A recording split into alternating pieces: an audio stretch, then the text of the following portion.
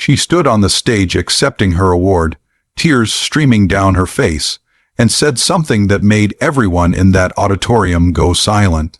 She said the person who deserved this recognition couldn't be there tonight because he had given up everything to make sure she could achieve what he never could. What made this even more devastating was that for 12 years, she never knew he loved her. She never knew that every opportunity she received, every door that opened for her, every obstacle that mysteriously disappeared from her path was because of him. And by the time she finally understood what he had done, it was almost too late to save him from the darkness he had fallen into while lifting her toward the light. Before we continue with this story, let us know where you are watching from. Are you in the USA, the UK, or somewhere else? Drop your city in the comments below. This happened in Boston, Massachusetts, but the emotions behind it could happen anywhere in the world where people love silently and sacrifice without expecting anything in return. She grew up in a neighborhood in South Boston where dreams were considered luxuries that people like her couldn't afford. Her name was Elena Rodriguez, and she was the daughter of immigrants who worked 3 jobs between them just to keep their family in a cramped 2-bedroom apartment that smelled like mildew and yesterday's cooking. Her father drove a cab 16 hours a day. Her mother cleaned houses in the wealthy suburbs, coming home with her hands raw from chemicals and her back bent from scrubbing floors. They had come to America with the belief that their children would have better lives, but by the time Elena was in high school, even they had started to wonder if that belief was just a beautiful lie they told themselves to make the suffering bearable. Elena was brilliant in a way that seemed almost cruel given her circumstances. She tested into Boston Latin School, one of the most prestigious public schools in the country, and suddenly found herself surrounded by kids whose parents were doctors and lawyers and professors. She wore the same 3 outfits in rotation, carefully washed and pressed each night. She brought lunch from home while her classmates ordered from nearby restaurants. She couldn't afford the prep courses for standardized tests, or the college counselors who helped other students navigate applications. But she studied with a ferocity that her teachers had rarely seen, spending hours in the public library after school because it was quieter than her apartment, where her younger siblings ran wild, and the television was always too loud. He was in her advanced placement literature class, sitting 2 rows behind her, watching her in a way that he hoped wasn't obvious but probably was. His name was Michael Chen, and he came from the exact kind of family that Elena's parents had imagined when they dreamed of America. His father was a surgeon at Massachusetts General Hospital. His mother was a patent attorney. They lived in a restored brownstone in Back Bay with high ceilings and original hardwood floors, and more books than most people would read in a lifetime. Michael had been given every advantage, every opportunity. Every door opened before he even knew to knock. And he was aware enough to feel guilty about it, especially when he looked at Elena and saw someone twice as talented working 3 times as hard for a fraction of the recognition. He fell in love with her during a class discussion about The Great Gatsby, when she made a point about the impossibility of the American dream that was so insightful and so personal that the teacher actually stopped and asked her to repeat it so he could write it down. She talked about how Gatsby's tragedy wasn't that he couldn't get Daisy, but that he had built his entire identity around a dream that was designed to be unattainable, and how the real cruelty of the American system was that it encouraged people to destroy themselves chasing things they would never be allowed to have. The classroom went quiet, and Michael realized he was holding his breath, and in that moment, something shifted in his chest that never shifted back, but he never told her. How could he? She barely knew he existed. They had been in the same classes for 2 years, but they lived in completely different worlds. He was awkward in the way that smart, privileged boys often are, unsure of how to connect with people outside his narrow social circle. She was focused and driven, and had no time or energy for the social dynamics that consumed so much of high school life. The few times he had tried to talk to her, she had been polite but distant, her mind clearly on more important things than whatever stumbling conversation he was attempting. So he loved her quietly, from a distance, and told himself it was enough just to be in the same room with her, breathing the same air, existing in the same moment. Their senior year was when everything started to fall apart for her. Her father had a stroke in his taxi, crashing into a parked car and ending up in the hospital with medical bills that made their previous poverty look comfortable by comparison. He survived, but with partial paralysis that meant he couldn't drive anymore, couldn't work, couldn't be the provider he had always been. The family's financial situation went from difficult to catastrophic overnight. Elena started working 30 hours a week at a grocery store, stocking shelves and running registers, trying to contribute to household expenses while keeping up with her classes. Her grades started to slip, not drastically, but enough that her dreams of a full scholarship to a top university suddenly seemed much less certain. Michael watched this happen with a kind of helpless rage. He watched her fall asleep in class because she had worked until midnight and then studied until 2 in the morning. He watched her lose weight because she was skipping meals to save money. He watched the light in her eyes dim as the weight of her family's crisis crushed the dreams she had worked so hard to build, and he couldn't stand it. He couldn't stand living in his comfortable house with his comfortable life, while someone as extraordinary as Elena was being destroyed by circumstances beyond her control. So he did something that he never told anyone about, something that would shape both their lives in ways neither could have predicted. He went to the college counselor at their school, a woman named Mrs. Patterson, who had always liked him, and he asked her about scholarship opportunities for students in difficult financial situations. She gave him a list of programs and foundations, and he spent the next 2 months systematically applying to all of them on Elena's behalf. He forged her signature on applications. He wrote essays in her voice, drawing on things she had said in class and papers she had written. He submitted her transcripts and test scores. He even wrote recommendation letters from teachers, carefully imitating their writing styles and signing their names. It was completely unethical and probably illegal, but he did it anyway because he couldn't think of any other way to help her. 3 of the applications required interviews, which he couldn't fake, so he did something even more audacious. He contacted the organizations directly, explained that Elena was working multiple jobs to support her family and couldn't take time off for interviews, and asked if they would accept video submissions instead. 2 organizations said no, but one, a foundation established by a tech entrepreneur who had grown up poor, said yes. Michael borrowed his father's video camera and spent a week following Elena around with her permission, telling her he was working on a documentary project for his film class. He filmed her at school, at work, at home, helping her younger siblings with homework. He captured her exhaustion and her determination and the quiet dignity with which she carried her burden. Then he edited it into a 15-minute film that made Elena look like exactly what she was, an extraordinary person being crushed by an unjust system. The foundation loved it. They called Elena directly to tell her she had been selected for their full scholarship program, which covered tuition, room, board, and living expenses at any accredited university in the United States. Elena was in the grocery store when she got the call, standing in the canned goods aisle with a pricing gun in her hand, and she dropped to her knees and sobbed right there between the soup and the vegetables. She had never even heard of this foundation. She didn't remember applying. But when they sent her copies of the application materials, she recognized her own words and her own experiences, and she assumed she must have applied during one of those exhausted late-night study sessions when she was running on caffeine and desperation, and her memory wasn't working properly. Michael said nothing.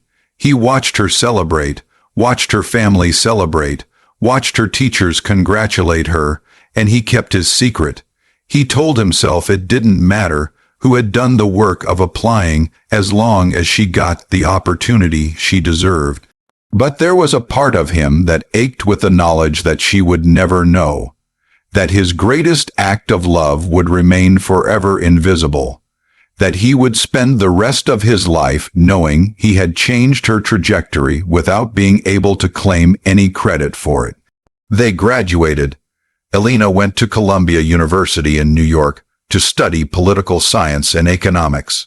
Michael went to Harvard, just across the river from where they had gone to high school, studying computer science because his parents wanted him to, and because he was good at it even though he didn't particularly care about it. He thought going to different cities would make it easier to forget her, but it didn't. He followed her life through social media, through mutual friends, through the occasional email exchange when she reached out to people from high school. He watched her thrive at Columbia, making Dean's List, getting involved in campus politics, starting an organization to help first-generation college students navigate university systems. He watched her become the person she was always meant to be, and he felt a pride that was mixed with a loneliness he couldn't quite name. During their sophomore year, he did something else he never told her about. Elena posted on social media that she was struggling to find a summer internship because most programs expected students to work for free or for minimal pay, and she couldn't afford to take an unpaid position when she needed to send money home to her family. Michael spent 2 days researching paid internship programs, then used his father's connections to reach out to a nonprofit organization in Washington, D.C. that focused on immigration policy.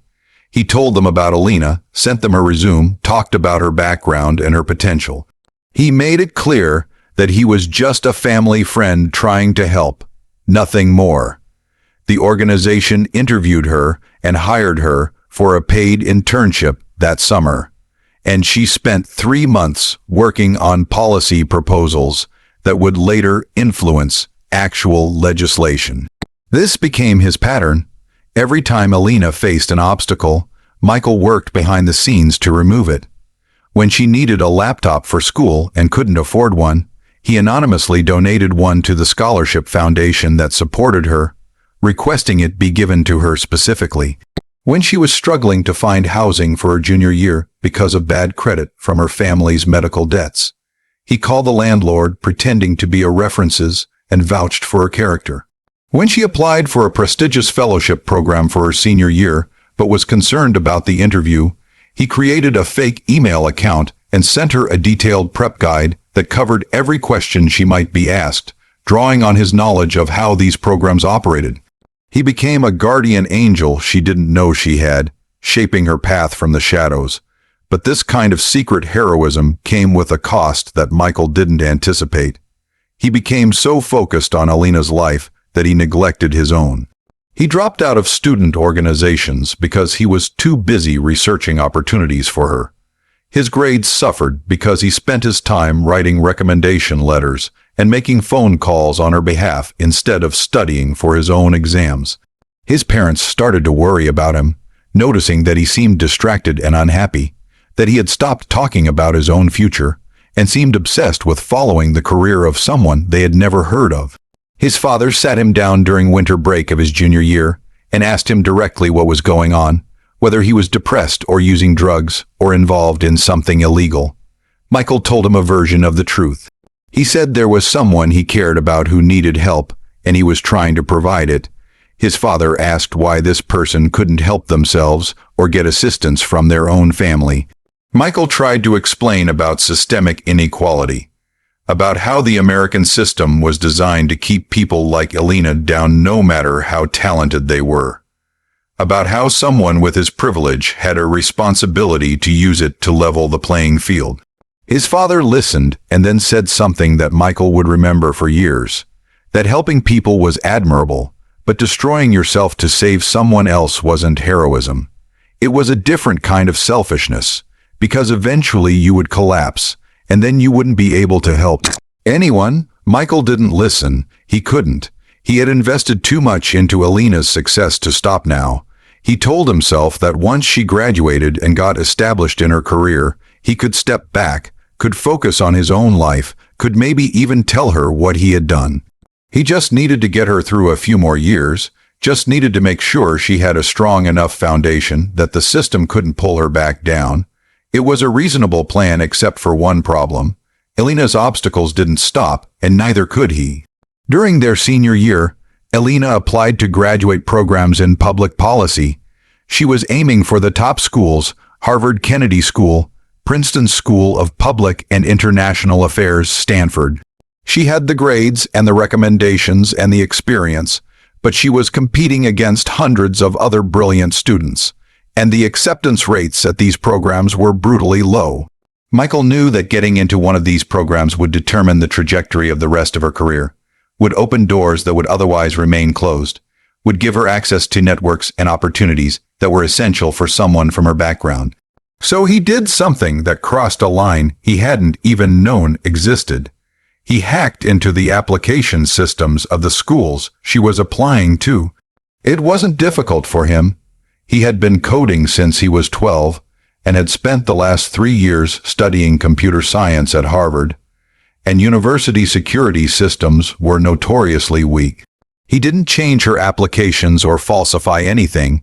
He just made sure that her materials were reviewed by the most sympathetic readers, that her name came up in the right conversations, that certain committee members saw her file before making their preliminary selections. He used fake email accounts to send messages to admissions officers, highlighting aspects of her application that might otherwise be overlooked. He even posted anonymously on forums frequented by graduate school admissions committees, praising the kind of first-generation immigrant background candidates that Elena represented. It worked. Elena got into Harvard Kennedy School with a full fellowship. She also got into Princeton and Stanford, but she chose Harvard because it was close to home and because the Kennedy School had the best reputation for the kind of policy work she wanted to do. Michael was finishing his senior year at Harvard when Elena started her graduate program, and for the first time since high school, they were in the same city again. He thought maybe this would be his chance to finally tell her how he felt, to reveal everything he had done, to see if there might be some possibility of a real relationship now that they were adults with more equal footing. But when he saw her at a campus coffee shop that fall, when he walked up to her table and said hello and watched her face struggle to place him, he realized how foolish that hope had been. She remembered him eventually, but vaguely, as someone from high school she had been in classes with but never really knew. She was friendly but distant, asking polite questions about what he was doing now and listening to his answers with the kind of attention you give to an acquaintance you're trying to be nice to, but don't actually care about.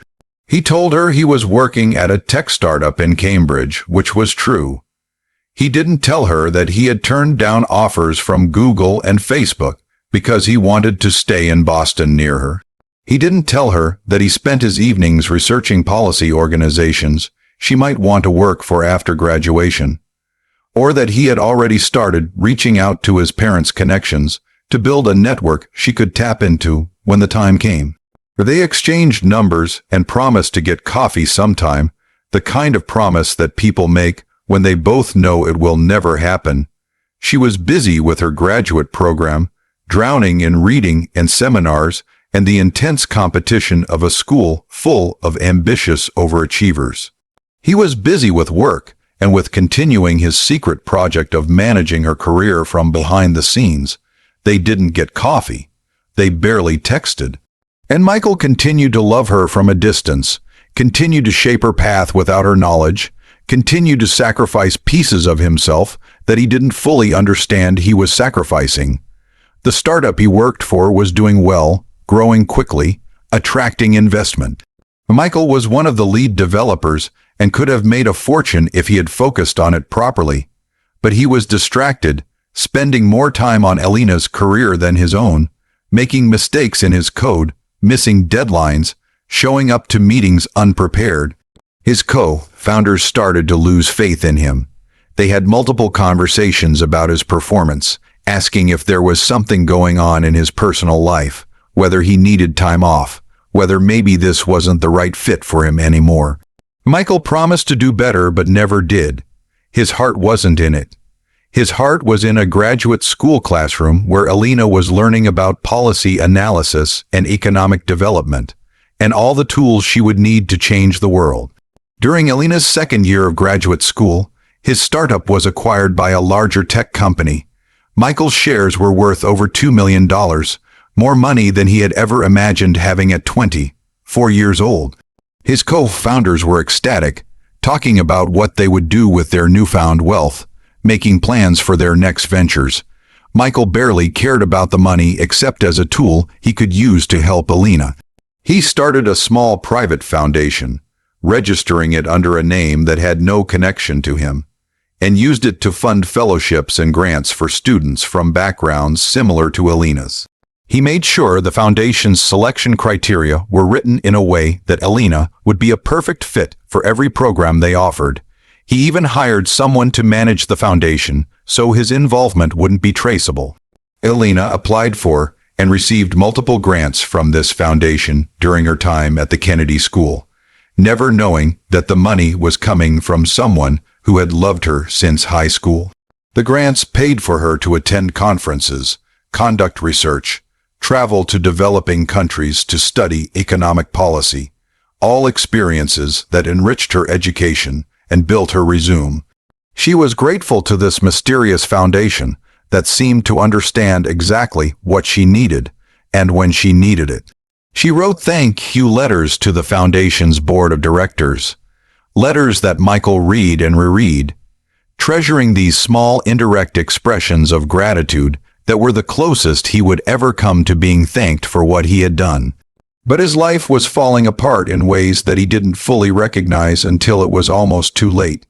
The acquisition money should have set him up for life, but he had spent most of it on the foundation and on other ways of helping Alina. He had no savings, no investments, no plan for his own future.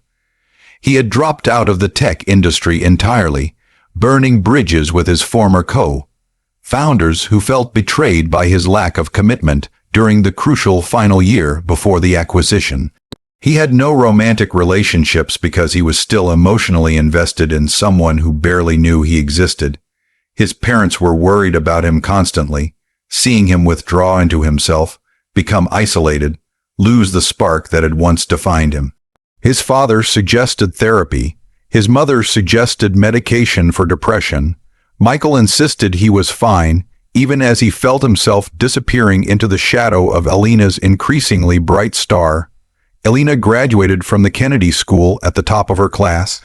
She was recruited by multiple policy organizations, think tanks, government agencies, all of them eager to hire someone with her combination of intelligence, experience, and authentic connection to the communities they claimed to serve. She chose to work for a nonprofit focused on economic mobility and poverty reduction, accepting a position that paid less than she could have made elsewhere but aligned with her values and her family's history. Michael watched her make this choice and felt a pride that was almost painful. She had become exactly who she was meant to be, and he had helped make that possible, even if she would never know it. He thought maybe now he could finally let go, could focus on rebuilding his own life, could find a way to move forward that didn't revolve around someone else's dreams, but he couldn't. The pattern was too deeply established, the emotional connection too strong, the sense of purpose he derived from helping her too essential to his identity. So he kept going, kept finding ways to assist her career, kept sacrificing himself in ways both large and small. He got a job at a consulting firm, work that he found meaningless but that paid well enough to replenish the foundation's funds. He lived in a tiny apartment in a bad neighborhood because he didn't care about his own comfort. He ate poorly and slept irregularly and stopped seeing what few friends he still had. He existed in a kind of limbo, not quite living his own life, but also not connected to Alina's in any real way. 3 years after Alina graduated from the Kennedy School, she was invited to speak at a major conference on economic policy. She had published several influential papers, had been quoted in national media, had become a rising star in her field. The conference was a big deal, attended by policymakers and academics and journalists from around the world.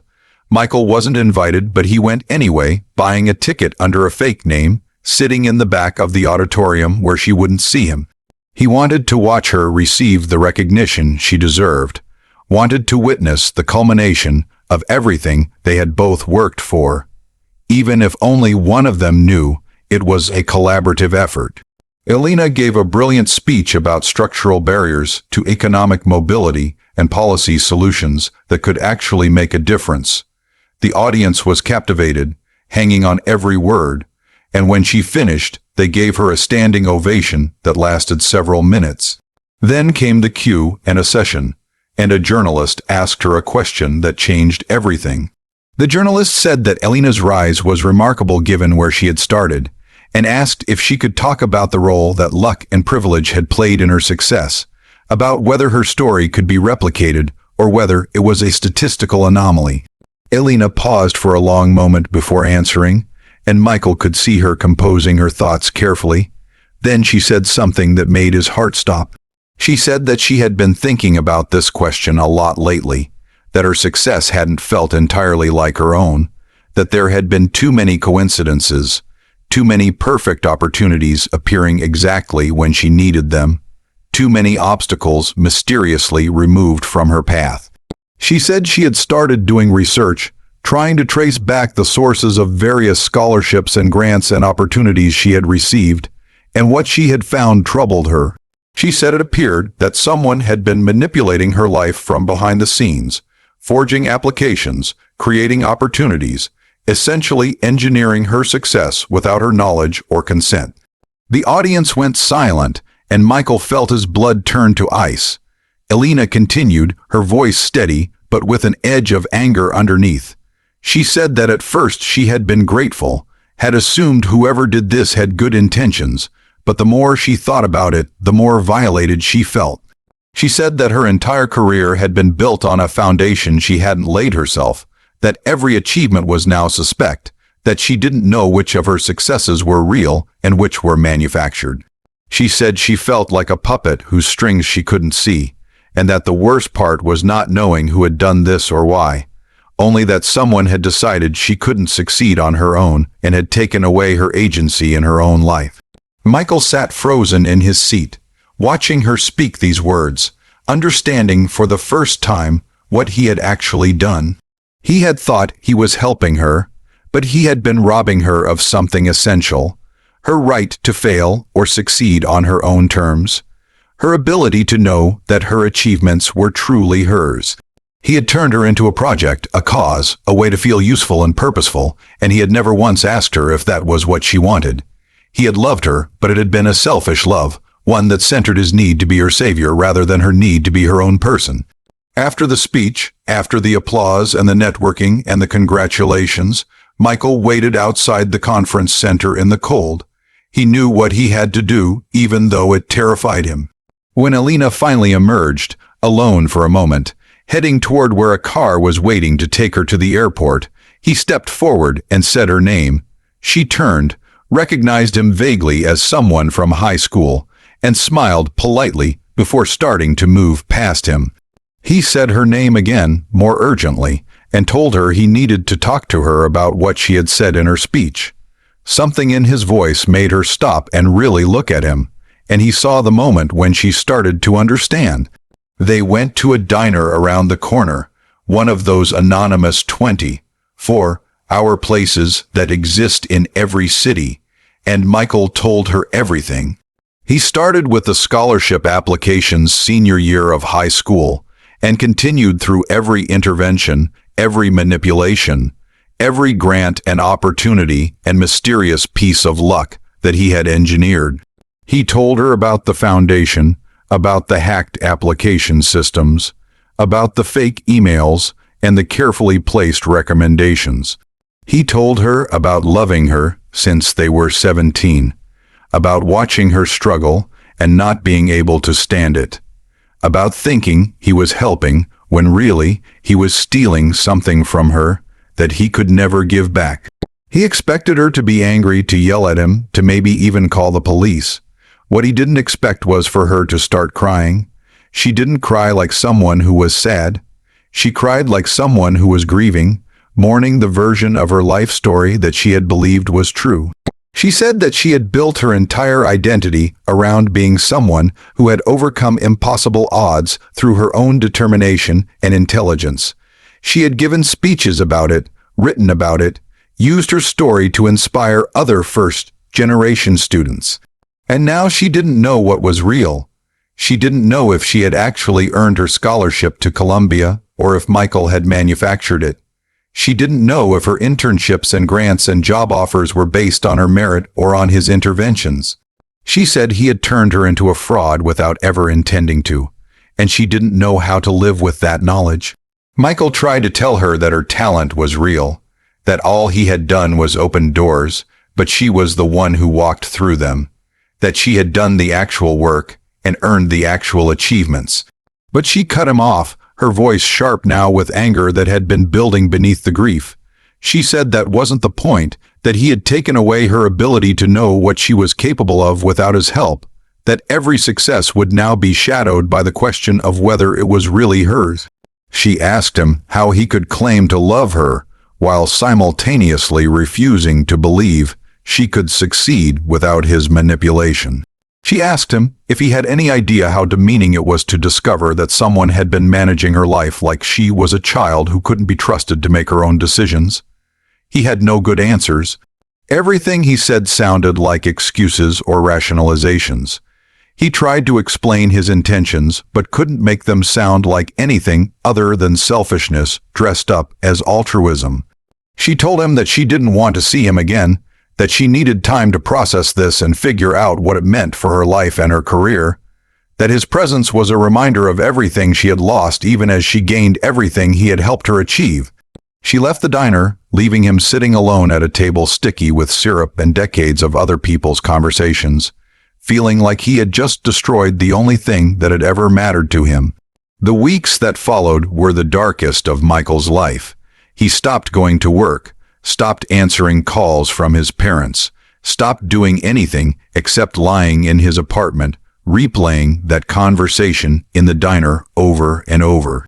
He had spent 12 years dedicating himself to Elena's success, and in one night he had learned that everything he thought he was doing was actually a betrayal, that his greatest act of love was his greatest act of harm. He thought about ending his life, not dramatically or impulsively, but as a calm calculation that the world would be better without him in it, that he had done enough damage and should remove himself before he could do more. But he didn't, because 3 weeks after their conversation at the diner, Elena called him. She said she had spent the intervening time talking to therapists, talking to mentors, trying to figure out what to do with the information he had given her. She said she was still angry and still hurt, and still didn't entirely know how to process everything, but she had also made a decision. She was going to resign from her position at the nonprofit, not because she thought she didn't deserve it, but because she needed to know she could build a career on her own terms. She was going to start over in some way, do something that had no connection to Michael or his interventions, prove to herself that she was capable of success without a guardian angel she didn't ask for. And before she did that, she wanted to see him one more time. They met at the same diner, and this time the conversation was different. Elena told him that she had done research into his life over the past few weeks, had talked to people who knew him, had pieced together what he had sacrificed while helping her. She said she understood now that he had destroyed himself while building her up, that his obsession with her success had come at the cost of his own future. She said that was on him, that she hadn't asked for it and couldn't be responsible for his choices. But she also said that she couldn't let him drown now that she understood what he had done, that it would make her complicit in a way she couldn't accept. She made him a proposal that was both generous and brutal in its clarity. She said she had been offered a position starting a new economic justice initiative at a foundation in Chicago, something that had come through normal channels without any connection to Michael's network. She was going to take that job and move away from Boston, away from everything that reminded her of the life that had been partially manufactured. But before she left, she wanted to help him the way he had tried to help her, except with a crucial difference. She was going to do it with his knowledge and consent. She was going to help him find a purpose beyond her, help him rebuild a life that was about his own dreams rather than someone else's. She said he had spent 12 years carrying her dreams forward, and now she was going to spend however long it took making sure he found dreams of his own to carry. Michael started to protest, started to say he didn't deserve her help after what he had done, but she stopped him. She said this wasn't about what he deserved. It was about what she needed, which was to know that her existence in the world had created something positive, rather than just destroying the person who had helped her. She said his love for her had been twisted and problematic in many ways, but it had also been real, and she wasn't going to let that love be the thing that killed him. She said she was choosing to carry him forward, not because she owed him, but because she wanted to be the kind of person who helps people even when, especially when, the situation is complicated and messy and there are no clear right answers. Over the next 6 months, Elena did exactly what she promised. She connected Michael with therapists who specialized in codependency and obsessive attachment. She helped him find a job at a tech nonprofit where his skills could be used for genuine social good rather than corporate profit. She introduced him to people who shared his values and could become actual friends rather than just connections. She pushed him to develop hobbies and interests that had nothing to do with her or her career. And slowly, painfully, Michael began to build a life that was actually his own. He started rock climbing and discovered he loved the physical challenge and the mental focus it required. He joined a board game group and found people who enjoyed his company for himself rather than for what he could do for them. He began volunteering at a literacy program for immigrant children and discovered that helping people who actually wanted and appreciated his help felt completely different from his secret interventions in Elena's life. They stayed in contact, carefully and with clear boundaries. Elena moved to Chicago and threw herself into her new role, building programs from scratch, proving to herself that she could succeed without mysterious interventions. Michael stayed in Boston and slowly rebuilt his life, learning to find meaning in his own achievements rather than in someone else's. They talked on the phone once a month, conversations that were sometimes awkward but increasingly honest, both of them learning how to have a relationship based on mutual respect rather than secret obsession or complicated guilt. 2 years later, Elena was invited to give the keynote speech at a national conference on poverty and economic opportunity. This time, Michael wasn't in the audience. He was in Boston, teaching a coding class to teenagers from low-income neighborhoods, doing work that mattered in a way he could be proud of. But he watched the live stream of her speech during his lunch break, and when she began talking about the people who had helped her along the way, she did something unexpected. She told the story of someone from her past who had loved her enough to help her, but had helped in all the wrong ways, and what she had learned from that experience about agency and respect, and the difference between supporting people and controlling them. She didn't name Michael, but she didn't have to. She said that this person had eventually taught her something crucial, that real love means helping people become more fully themselves, not turning them into your vision of what they should be. Then she said something that made Michael stop eating and put down his sandwich and just stare at the screen. She said that this person had made terrible mistakes and had caused real harm, but had also shown her what it meant to dedicate yourself to something beyond your own comfort and success. She said that watching this person learn to channel that dedication in healthier ways had inspired her to think about her own work differently, to focus less on her individual achievements and more on creating systems that help people help themselves. She said that in a strange way, the experience of having someone manipulate her life had made her better at the work she now did, more thoughtful about power and agency and the ethics of intervention. She said that pain and harm could sometimes, not always but sometimes, be transformed into wisdom and compassion if you were willing to do the hard work of learning from them. After the speech, after Michael had returned to teaching his class and the teenagers had left and he was cleaning up the classroom, his phone rang. It was Elena. She said she was calling from the airport in Washington, where the conference had been held, waiting for her flight back to Chicago. She said she had given that speech and said those things because they were true, but also because she wanted him to know that she had forgiven him, not because forgiveness was owed, but because holding on to anger was exhausting and unproductive. She said she would never forget what he had done, would never stop questioning which of her achievements were truly hers, but that she had decided to accept the ambiguity rather than let it poison her life. She said she hoped he was doing well, hoped he had found ways to be happy that didn't involve sacrificing himself for other people's dreams. Michael told her that he was doing better, that he was learning how to live a life that was actually his own, that some days were harder than others, but that he was genuinely trying. He thanked her for helping him, for choosing to respond to his harmful obsession with compassion rather than just condemnation. He told her that he still thought about her, probably always would, but that he had learned to hold those thoughts differently, to appreciate her existence without needing to control or shape it. He said he was proud of her in a way that was finally uncomplicated by guilt or need, just pure recognition of how extraordinary she was. And for the first time in 12 years, he told her he loved her without any expectation or hidden agenda, just stating a fact that was true and would always be true, even as he learned to build a life that wasn't defined by it. She was quiet for a moment, and then she said something that surprised him. She said she loved him too, in a way, not the romantic love he had always wanted, but something maybe more durable. The love you feel for someone who has seen you at your worst and your best, who has harmed you and helped you, who has been part of your story.